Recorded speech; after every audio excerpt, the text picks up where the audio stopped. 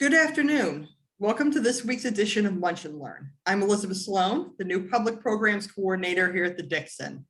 We'll go over a few reminders and pieces of housekeeping information before we start. We are recording the session and you can find each week's talk published on the Dixon's YouTube channel. So if you ever want to revisit a talk, you can find them there. And since we're recording, we ask for everyone to remain on mute the entire time.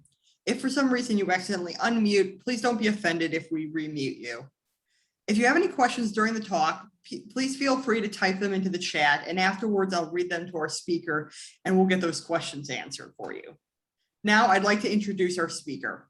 Beth Edwards was born in Alabama and lives and works in Memphis. She received her Bachelor's of Fine Arts from the Tyler School of Art in Philadelphia and an MFA from Indiana University. She's the daughter of a painter and arts educator. Beth Edwards has had an active 30-year career painting, exhibiting, and teaching. She's taught painting at the University of Memphis for 21 years and is the recipient of many awards, grants, commissions, and residences. Recent awards and honors include the Distinguished Research Award from the University of Memphis, Arts Accelerator Grant from Arts Memphis, Alumni Association Distinguished Achievement in the Creative Arts Award from University of Memphis, Emmett Orion Award for Artistic Inspiration from Arts Memphis, Willow Park Memorial, Urban Art Commission for the City of Memphis, and Awarded Artist for Memphis in May, honoring Sweden in 2013. She has participated in solo and group exhibitions in galleries, museums, institutions, and organizations across the United States, including the Huntsville Museum of Art in Huntsville, Alabama, the Dixon Gallery of Gardens, right here, the Contemporary Art Workshop in Chicago, Union University, Arkansas Art Center, Delta State University, and the San Francisco International Fine Arts Exposition. And she is represented by the David Lusk Gallery. Welcome, Beth. Thank you, Elizabeth. I appreciate that. I'm going to share my screen, and it's going to take me just a second maybe to do it because I was having a little bit of problems going back and forth. So let me try.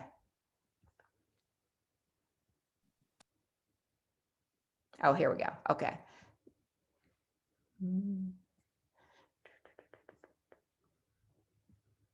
Okay, so I'm actually showing you a painting that's obviously not mine. It's by Velázquez. But the reason why I wanted to start with this is it's kind of indicative of my family. And what I mean by that is, as Elizabeth said, my father was a teacher and also an artist for his whole life. And I grew up in a family that was centered around art and visual things. So my father was Larry Edwards, who taught at Memphis State for many years and retired from there. And then my mother was an interior decorator, Maddie Edwards. My sister is Millette Vance, whom many of you might be aware of her because she owns Flashback on Central, and she's been in business there for over 30 years. And then my brother was also an art person, and he was a filmmaker and a graphic designer, and now he's a sculptor. So I grew up in this intensely visual family. And for us, going to museums was like a religion. So going to the Dixon, going to the Brooks, but I personally grew up in North Carolina, and I was born in Alabama. I grew up in North Carolina, and then I wound up going to college in Pennsylvania. So my parents moved here right when I was going to college. So it's and then I didn't live in Memphis, but I did visit it for about 20 years. And then I eventually moved back here 21 years ago. So my talk today is about my time in Memphis. So this is about half my time as a painter, the work that I've been doing. So this painting by Velázquez is kind of, telling in terms of how I go about making art. So I'm very involved in his work, and particularly in terms of the way the dresses of the princesses works. So the dresses would be painted over a period of time, and that they became really the focal point of the paintings. The princes would come in and just model like for a day, but the dresses would be set up, and that he would work from them from a long period of time.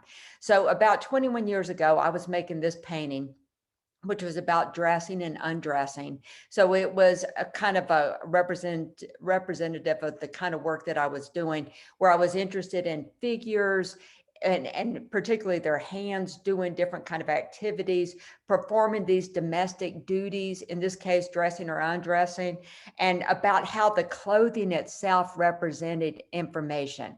So that this was sort of an iconic, as one person described it, as an iconic power tie from the 1980s.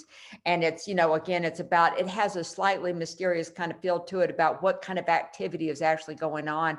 I was actually painting this gingham shirt on the day of 9/11. And when that happened, I was actually, teaching that day. So I went into the studio where I was working on campus, and I just worked on these gingham little squares. And it was the most meditative and sort of, calming thing that I could have possibly done. And that's it kind of what art has always been to me, and in terms of my family, where it's this sort of deep activity that we rely on in order to survive. So these paintings went on for a period of time, and they were meant to be sort of a little bit about male-female interactions, suggestive, so that there's a little bit of a haunting quality, the way those shadows go over the woman's chest. And then I was interested in other articles of clothing that have iconic qualities to them, such as female high heel shoes. A lot of my work has centered upon the plight of women, so that I like to find things that are, telling about how women are put into certain kinds of roles, and that how these types of clothing represent who they are. So there's a certain time period. In this case, all of these high heel shoes have to do with kind of a 1950s kind of quality. Most of this clothing came from either my sister's shop or it came from thrift stores. So there is a sort of an antiquated time, sort of slightly worn out quality to many of these objects. Then I started painting little girls' dresses. So the way that this happened is that the clothing that I was working on had to do with women, and then I took that back in time to where women were being sort of turned into these objects. So I thought a lot of that probably had to do with how girls are considered, these cute little things, and then how they're dressed up and turned into, these interesting little characters. So I would get these dresses from thrift stores, and then I would sometimes cut up different parts of different dresses and add them together, because I was trying to find the maximum absurdity of femininity that was being conferred upon them at this early age. And sometimes this one actually had dots all over it, but I actually left all the dots off. But I'm still interested in how that girls are turned into these things. And of course, we all know that, right? That this sort of treating people as how we want them to be perceived starts at a very early age. And I personally was a tomboy, and I never went along with all this kind of femininity being imposed upon me, even from an early point in time. It was very difficult for me to deal with. So so these dresses meant something to me that maybe they don't mean to others, but to me it had to do with sort of a political statement about how girls are treated in our society. Oh, let's see what's going on here. Okay, and then from there, because I was back in near my parents' home, I was able to go through their attic and find things that had to do with our childhood. So this dollhouse is one of those examples. So I wanted to make the dollhouse have this kind of eerie quality to it, where it was haunting, where it was on the background of a troubled sky. So there was something a little bit unsettling about it. And then we had these Lincoln logs that I put together from my childhood, and I wanted to turn them into more of a feminized sort of Japanese version of a Lincoln log cabin. So I turned them into more pastel colors, but they still have a lot to do with the way the Lincoln log cabins work themselves. And of course, I wanted to make it look like kind of a stage set. So you look up at it sort of like in a Western. Here's another one where it's like being spied upon from above. Okay, and so once again, back to Velasquez. So at this point, I discovered I love these paintings, these dwarf paintings, and I think they're some of the most empathetic paintings that Velasquez did. The characters, even more than the princess paintings, the characters are just so endearing and sort of tragic.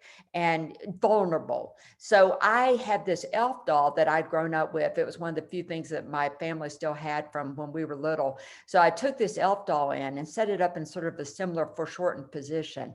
And I was really just, it was like an epiphany to paint this. I just felt so connected to this character. And I wanted to once again sort of simplify it and monumentalize it and make it sort of come to life. I was not thinking in terms of scary dolls, but when people see these paintings, that's often their reference point, is that they're thinking of all the movies where dolls come to life and that they're, haunted or they're evil.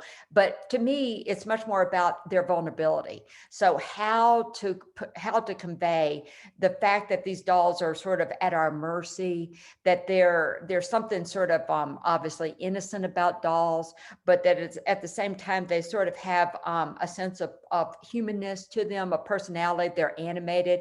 This I thought was an interesting doll that I got in the thrift store, where it was about it being highly sexualized. So the doll was wearing lipstick and wearing an earring, and it had this dual colored hair. And I just thought, what is the message being conveyed to these children, in terms of sexuality, and where does that begin? So at first, and I guess this is kind of a haunting image. I went into this thrift store and they had all these doll heads that someone had taken a knife and just hacked off, so that they were cut up real crudely. So they were kind of, obviously eerie. And actually that one is called Awake and this one's called Asleep. And, and they're disembodied dolls, but I was surprised at the violence that had been brought upon them by how they had been cut out from their bodies. And then this is another just sort of interesting, crazy doll, but it began sort of my interest in vintage dolls. So I realized that I'm not really interested in contemporary dolls. And my sister found this little tiny doll that was just about 4 inches high. And it was of this crazy character that I highly identified with. So I thought of it almost as a self-portrait, where it's this sort of pathetic character. And it's actually a spanking doll. So it's a vintage doll, it's plastic, but it's this early version of plastic. So it has sort of this luminousness to it. And then if you turned it around, the pajama top is actually hiked up in the back and his butt is exposed. And this actually was, once again, you just think, why would this be a plaything for a child? It's sort of it's sort of a threatening image of what can happen to you. But I personally just thought of this character as being very, at our mercy, a totally sort of vulnerable little character, tiny little vulnerable character. And then once again, my connection to things emotionally has to do often with dogs and the plight of dogs and the vulnerability of dogs. So I had this dog that looked like it was looking up at you pleadingly. And again, I was trying to show it's sort of, my sense of responsibility for this as a person, as a character. And then another one of that little imp doll. And then this is another, this isn't a spanking doll character, but this is a powerful girl doll, which I like to think of as, overly confident, a sense of just power exuding from her as she sort of marches along the ground. At this point, I took the dolls and started trying to put them into spaces. So I made up this landscape for her. And then this was the counterpoint was Sundown. And this was actually another girl spanking doll. So that's why the doll has its hand on the back of its butt, is that it was actually wearing pajamas. And I I changed it to a little pair of pants, but it's looking up at us, in this imploring way. So again, it's kind of a sad, pathetic image. So Sundown and Sun Up are some of my kind of favorite thoughts in terms of, I'm always very positive in the morning and I'm always kind of melancholy in the evening. So I just thought about how powerful that sense of light and that sense of weather and nature are to the psychological meaning of the piece. So once again, back to art history. So I was thinking in terms of the settings for where to put these dolls. And I love this painting by Edward Hopper, The Woman in the Sun painting. I think it's one of the greatest paintings in the world. So it's a woman who's in middle age, who's obviously just has some kind of, maybe sexual experience in this little bed. And she's facing light, and she's smoking a cigarette, but she's been around the block. So she's not an image of innocence by any means. So I put a duck doll into that same kind of setting. I made it a little more animated, a little more cartoonish, but I was thinking of this duck doll as like, like something like a guy doll that had just perhaps had some kind of sexual encounter also. And the woman's shoes are in the background, and that light is streaming in still from the window.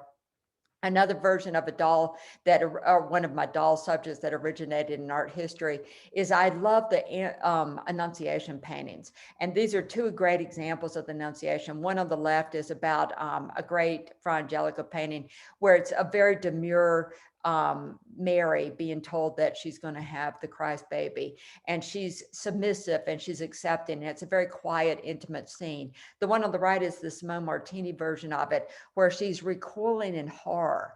And what I like about both of these paintings, is that it's about the pressure on Mary to deal with what's being told to her, or what's being expected of her. So I did my own Annunciation painting. So this is that same spanking doll girl, and this is where she looks more like a girl than a boy, where I used her actual hair and things. But I put it into this room, and this is how it came about. So I was looking at a space for the doll to occur, and I was thinking of that light coming in from the window as being the Annunciation, as being something happening to her, where she's being told to deal with something that's very difficult for her to deal with. So I was looking at this great Edward Hopper painting that was near where I was teaching in Ohio. And this painting was very important to me. I think it's one of the greatest paintings he did, but I saw it all the time. So it's this woman, again, middle-aged woman, facing the light, sort of like in this, monumental but very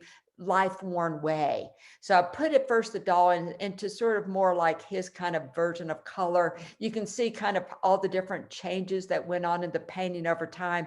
The painting eventually wound up like this. So it became less, about blue and brown, and more about this weird secondary color system. So it's orange, green, and purple. So orange, green, and purple, when you see those three colors together, is always a little bit more psychological, a little more disturbing. There's something off about those three colors together, and I'm really drawn to them.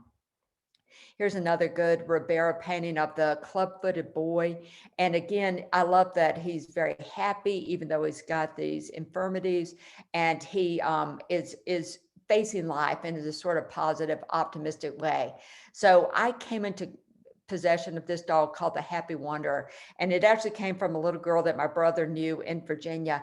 And the girl was so obsessed with this doll that I don't even know how this came about, but they snuck it away from her and they mailed it to me. And I was able to work from it for a couple of paintings, and then I mailed it back. I don't even know why they were, complicit in this and so cooperative to help me, but it was this crazy character. So, and of course that was right up my alley. And I was thinking in terms, again, it's kind of an ugly doll, but it's lively, right? So it's very optimistic. It doesn't seem to know its own sort of, disadvantages and vulnerabilities.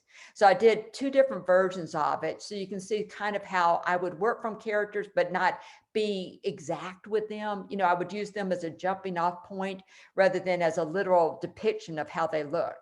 So that led me down this path where I started taking the dolls and basically abstracting from them. So I was doing whatever I wanted to them, less observational, more made up paintings.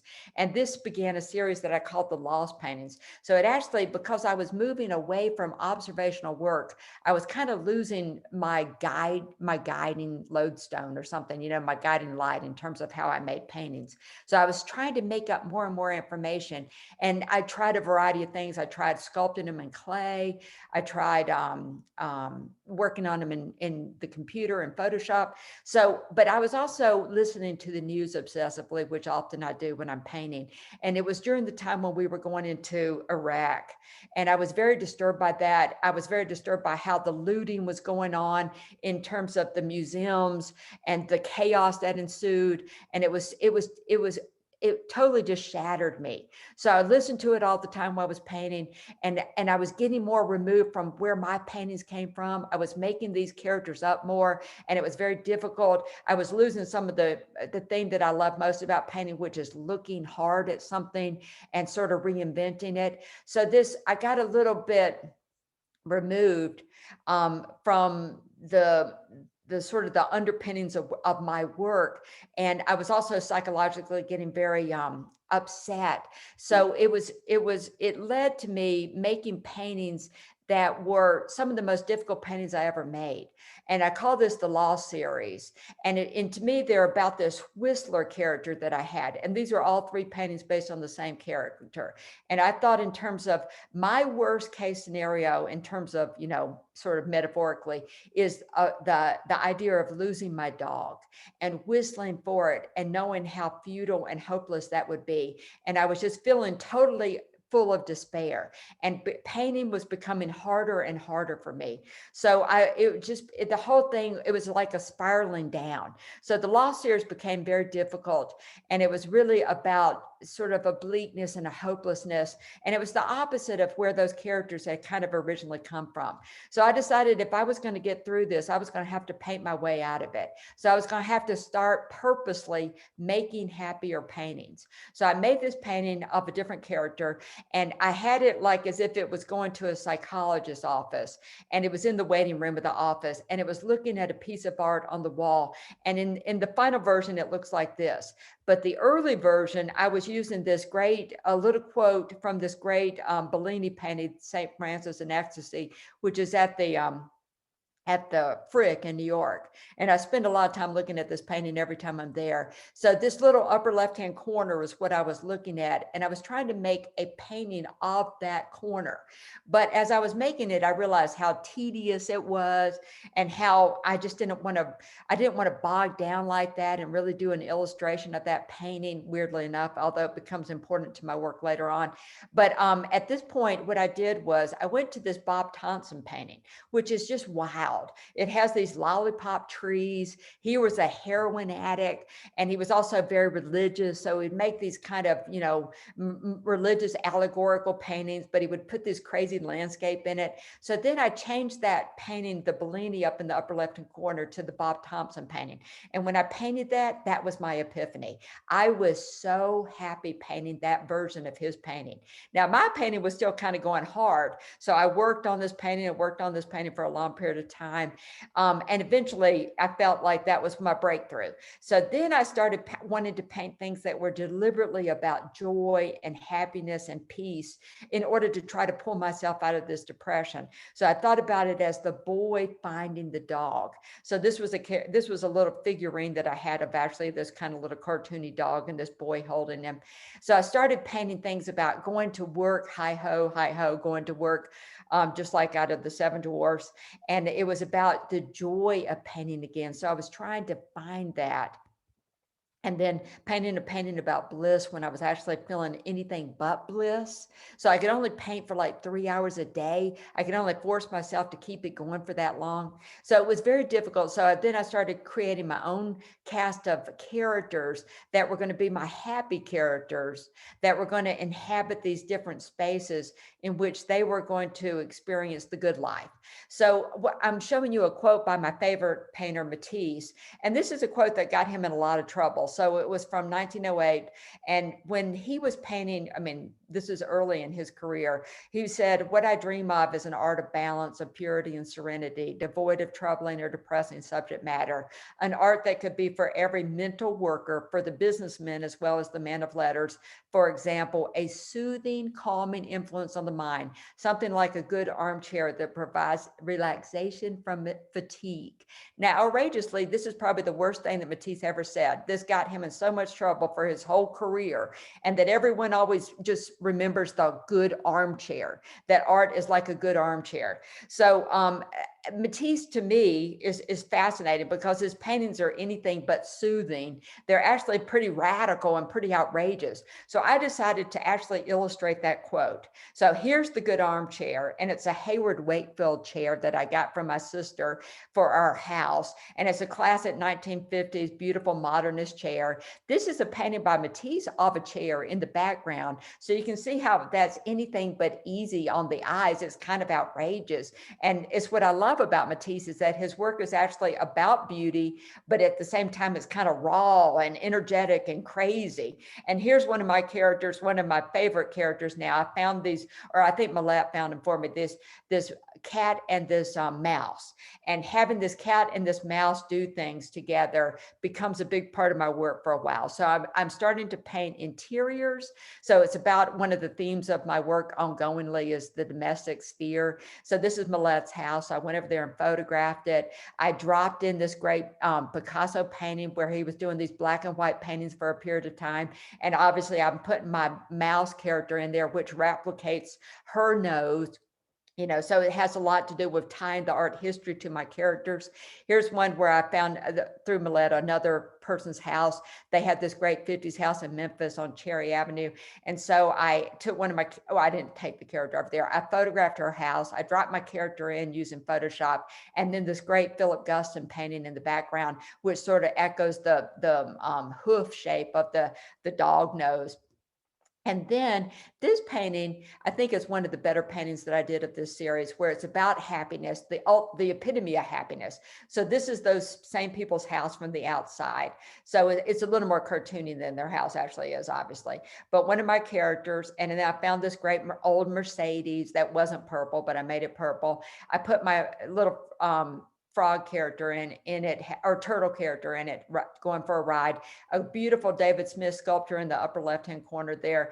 So it was about the good life. So it was everything that you could possibly desire. And it was about being appreciative of that. So being appreciative of how good life is for people. And once again, I took this house from Memphis.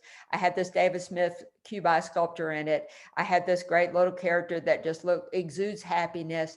And then this beautiful Mustang that was in my neighborhood. So I compiled these together. And then of course, it's a beautiful day. The weather's good. It's just like an ideal existence. About this time, I was asked by the Humane Society to paint one of their dogs for their fundraisers.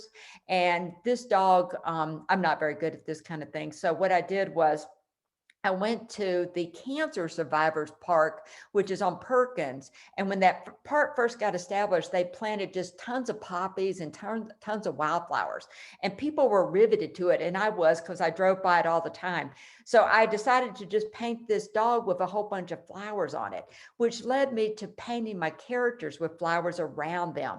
So it became more about nature and about, well, once again, my character's in a museum, another high point of living for me. This great Manet, or second version of the Luncheon on the Grass painting, having picnics with great cars in the background, being outdoors, having a great Southern meal.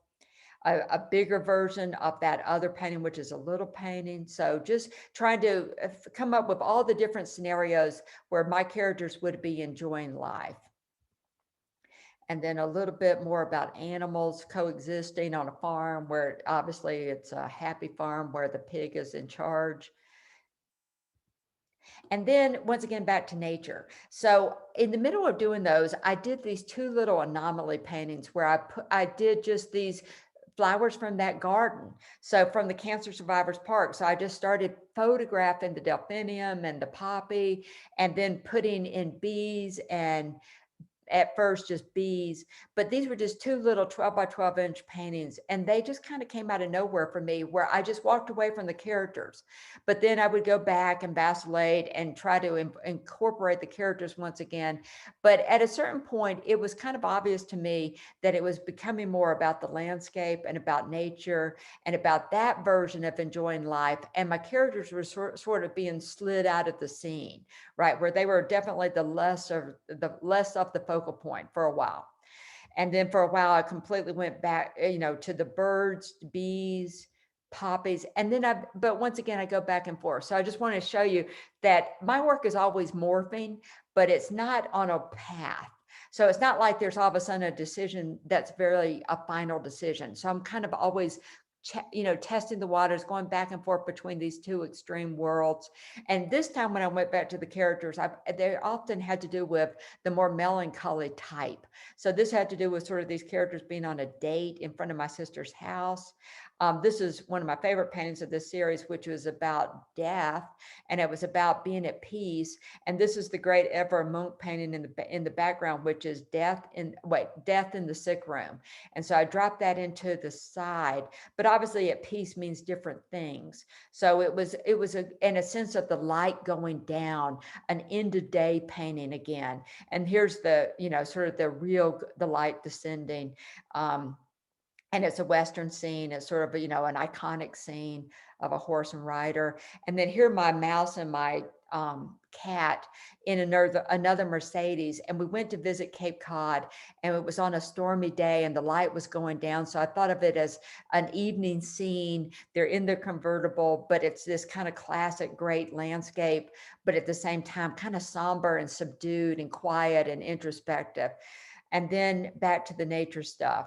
So this was more about the leaves and, the sky, but again, it was very cartoony and kind of made up at the same time.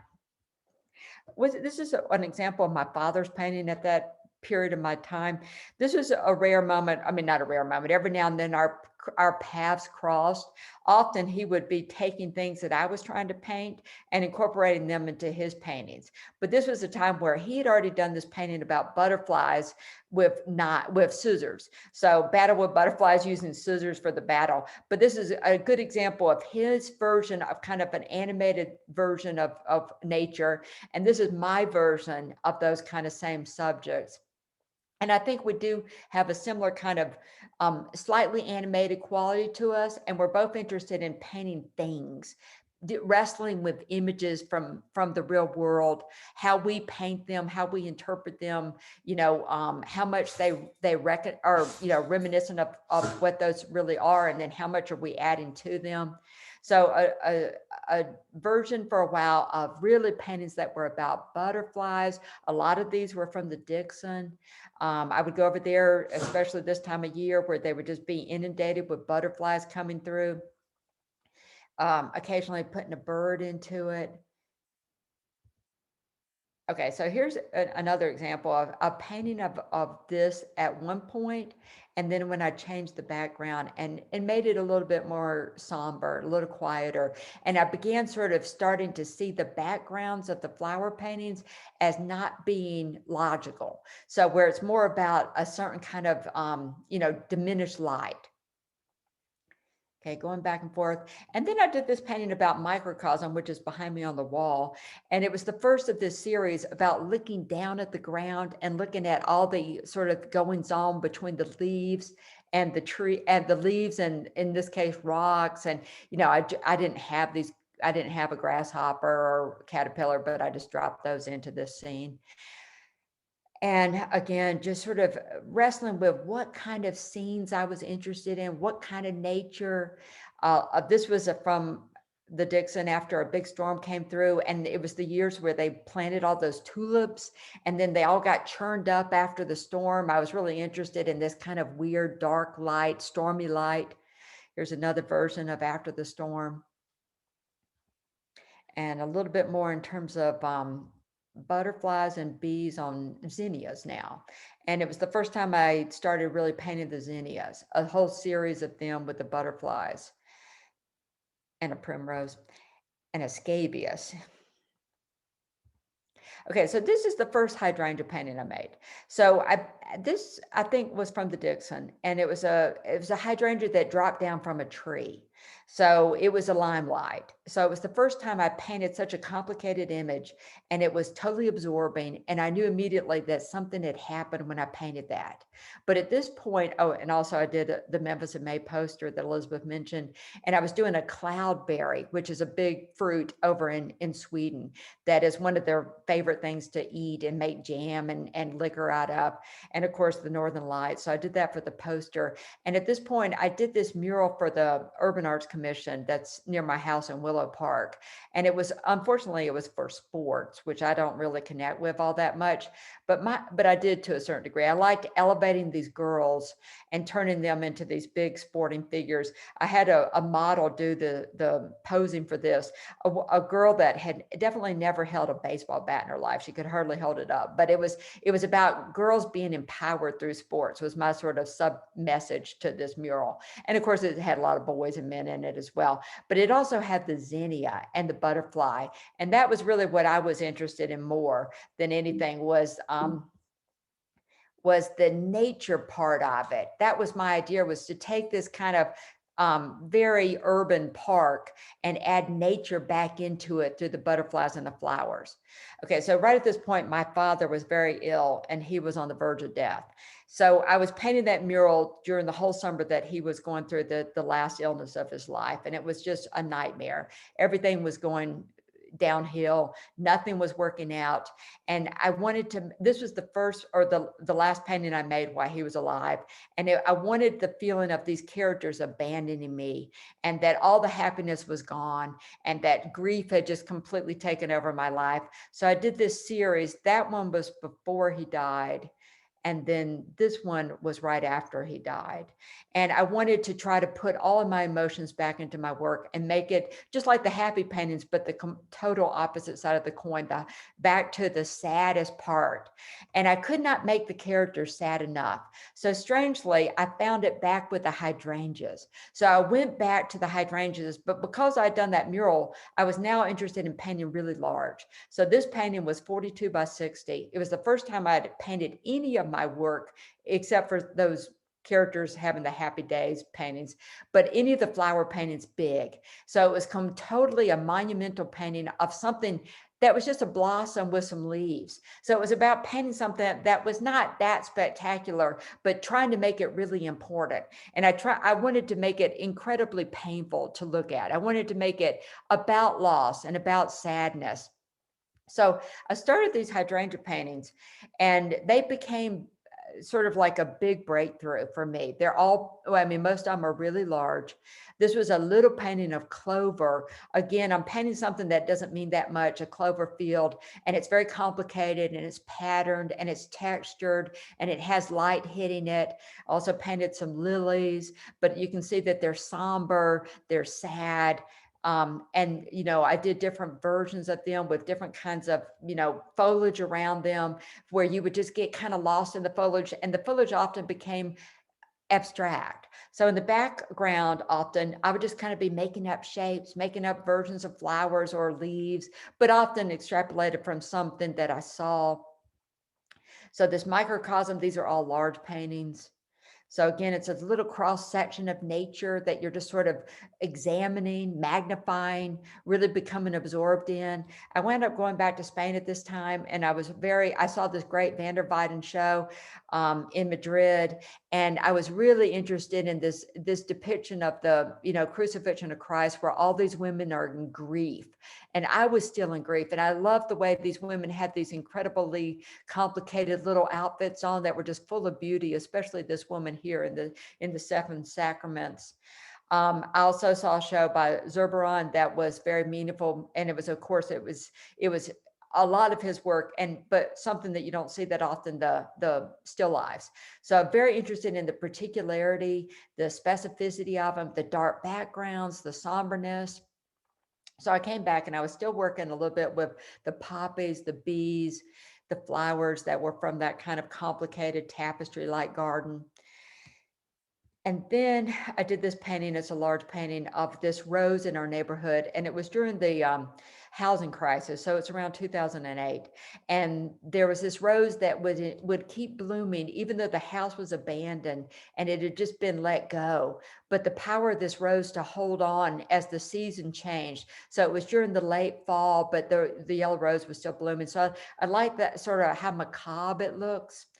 I was painting some of these hydrangeas still in vases, and the simplicity of these still lifes and sort of these cropped ways so that they become a little bit more abstract. And still working with the hydrangea in this magnified glowing way, sometimes in vases. And then I tried to go back and paint the still lifes again with my characters and especially the dogs. But even though I was very interested in how sort of, somber and meditative and sort of downbeat these dogs were, I couldn't really pull it off. So I tried to make the still lives and to see if I could reinsert some of my previous characters back into the paintings, but I really couldn't do it. So I wound up going back to the clovers and the hydrangeas in particular. You can see how patterned and obsessive these paintings are. So I did this big series of these little tiny clover paintings. These are all 12 by 12 inches and just different versions of the weeds. So sometimes they'd have different weeds growing with them. Sometimes they'd have little dead areas or grass coming up with them, different version of light hitting them. So I did this big exhaustive, or, fairly exhaustive series of them. And I go back to the clovers off and on all the time. And then back to these big hydrangea paintings. So the hydrangea paintings, I think, are probably the sort of best example of the kind of emotionality that I was trying to get into the work. So they're dark in the background. A friend of mine, Susan Makastad, said that what's interesting about the dark backgrounds is that they are the wrong light. So that they're not, the light is bright, but the backgrounds are dark. So it's a schism, it's a conflict. And actually a lot of this came from just looking at these spaces where these hydrangeas were growing amongst a bunch of other plants. So when you would photograph them, they would be kind of in darkness. So it wasn't like I completely made that up, but it was certainly something that I was naturally gravitating to, but because of the sense of sadness that I was after. So this is the last of that big series of those. A few more lilies. And this was again a last daylight, sort of the end of the day where the light is turning down. And as I would paint these, I would slowly be cathartically healing myself. So I started going back to paintings that were a little bit more colorful, about different flowers, trying out different versions of what might be the next series. And I would try the morning glories. That didn't really go too far. I tried daffodils. I did one big version of daffodils. And then I did some bouquet paintings that I would just take flowers that I didn't really identify deeply with, but just saw them as this incredible rich array of different kind of forms and color. And now my mother is ill, and this is the beginning of the end for her. And this was the last painting that she actually helped me with. So I would turn to her for advice on these paintings as I would work on them, but she was very ill and she had COPD. So she was going downhill at the point of making those paintings.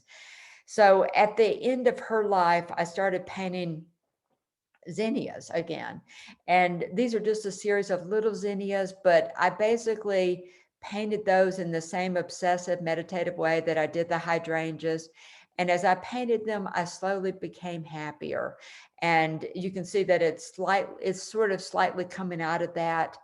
And there's that same orange zinnia that I'd used in the mural. So I painted this and I was dealing with the grief. So there's a certain, again, sort of slightly dark light to these paintings. So they're not all that exuberant, but similar to those toy paintings, it was a way of sort of painting my way out of that sadness and grief. I did another, a different type of hydrangea painting, a little more abstract, a little more broken up. And this is one that I just recently finished for the airport. And this had, still that kind of same diminished light.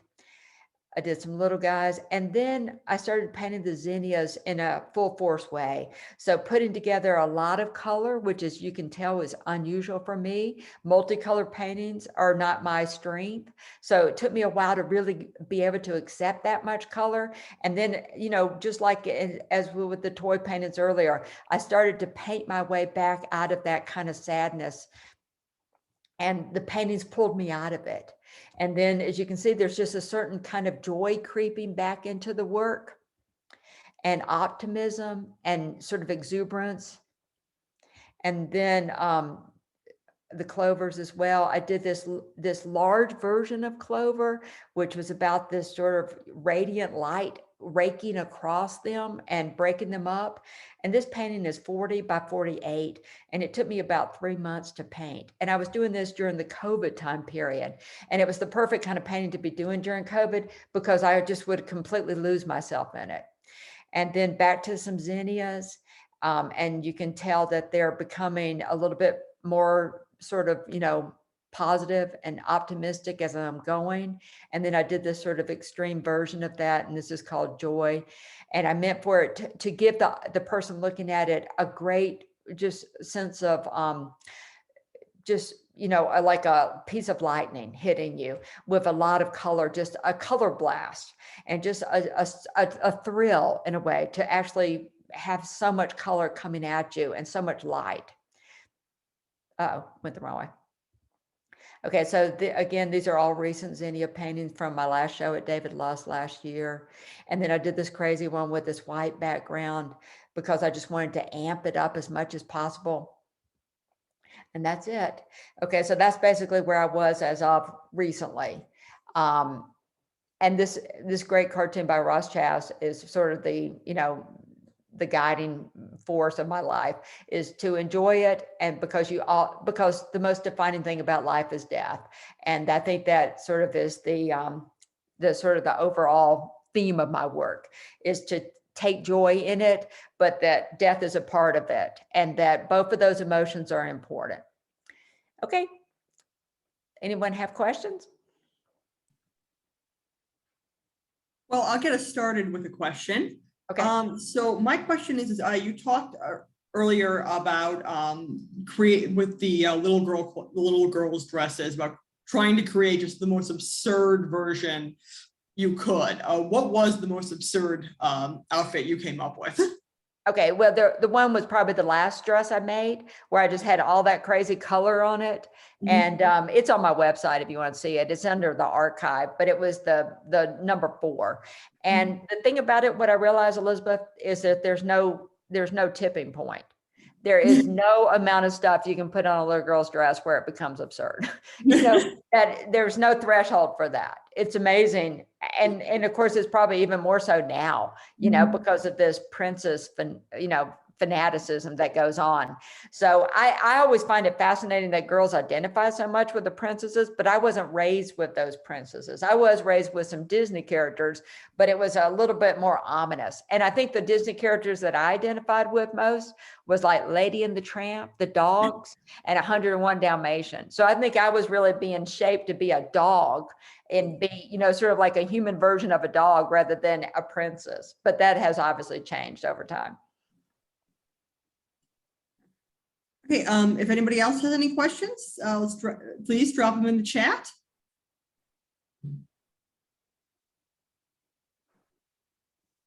Let's give people a minute to see if they come up with anything.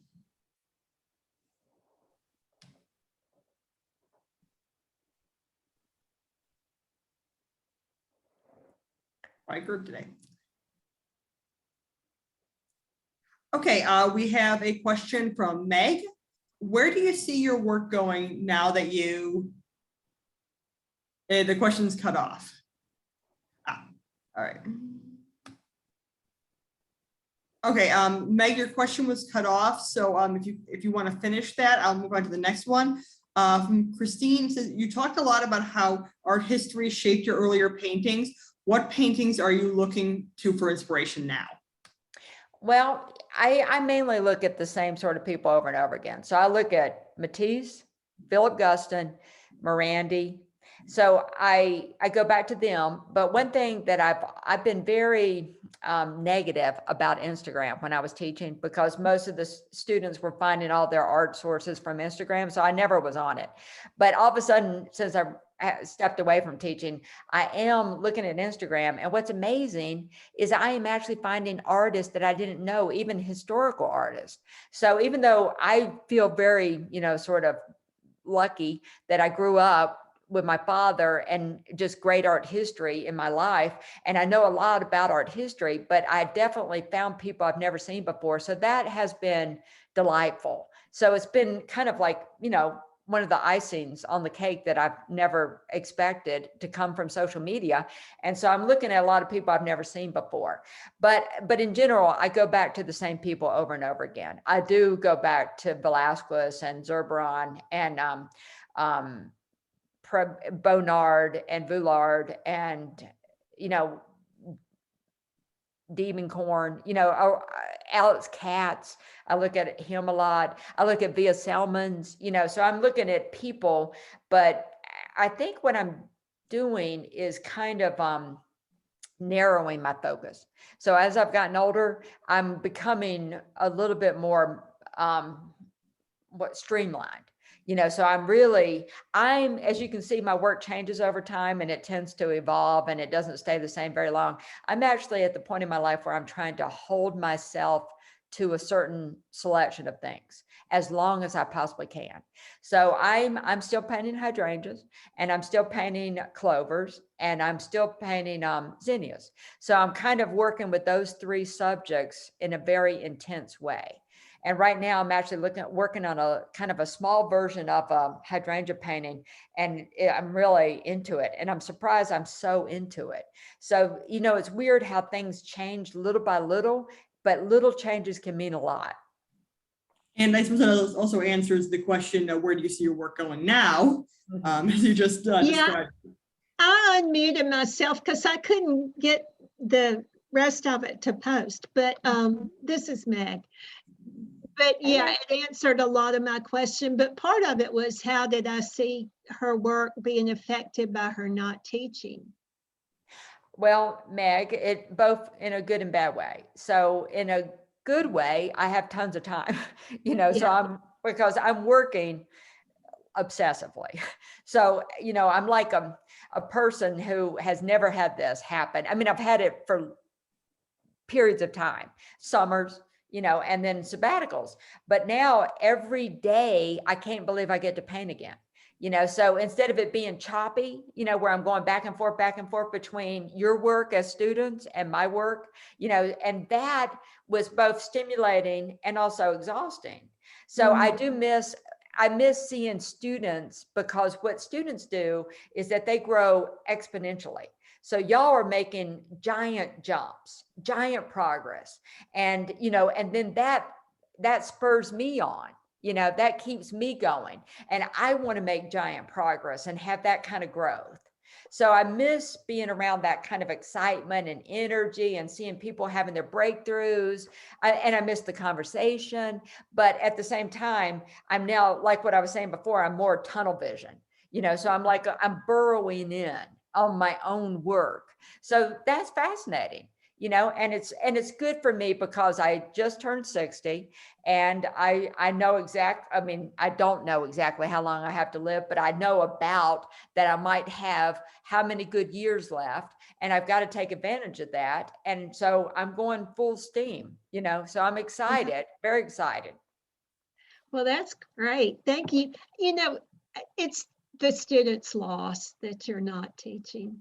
Well, I do miss everyone, and that's a part of how life works. I taught for 33 years at 2 different places, and that was how I knew myself, so that was a big part of who I was. So it's very strange to figure out this other side of me, but thank you for saying that. That's very sweet of you. Oh, sure. Right. We have a question from Jean. How do you schedule your workday? Well, I'm best in the morning. So I get up, I have breakfast and do all that and have coffee. And then I try to get to work as fast as I can because I'm a morning person. And then I paint depending on, what's happening, but I paint best when I paint for about 5 to 7 to 8 hours. So if I can just do that in a row and then I have to take breaks, but basically I need to be lost in it. So the more it takes me about 30 or 40 minutes to mix my paint. And then I try to just go for it, and then the first, it's always a little tricky in the beginning to get it started, but then as soon as I get over that hump, then I'm lost in it. And then at the end of the day, I can tell when it's winding down. And if I try to drag it out a little further, it sometimes is counterproductive. So I just have to, you have to be sensitive to your own work rhythm. But I don't work at night. I'm not a night person in any way. So I can barely function at night. All right, do we have any more questions? All right then. Well, thank you so much for coming and speaking with us today, Beth. We all learned a great deal about your work, and your work is fascinating. I especially love your hydrangeas. Thank They're you. a personal favorite flower of mine. So thank you so much, and I hope we get to see more of your work soon. Thank you, everybody. Thank you for doing this. Thanks for having me.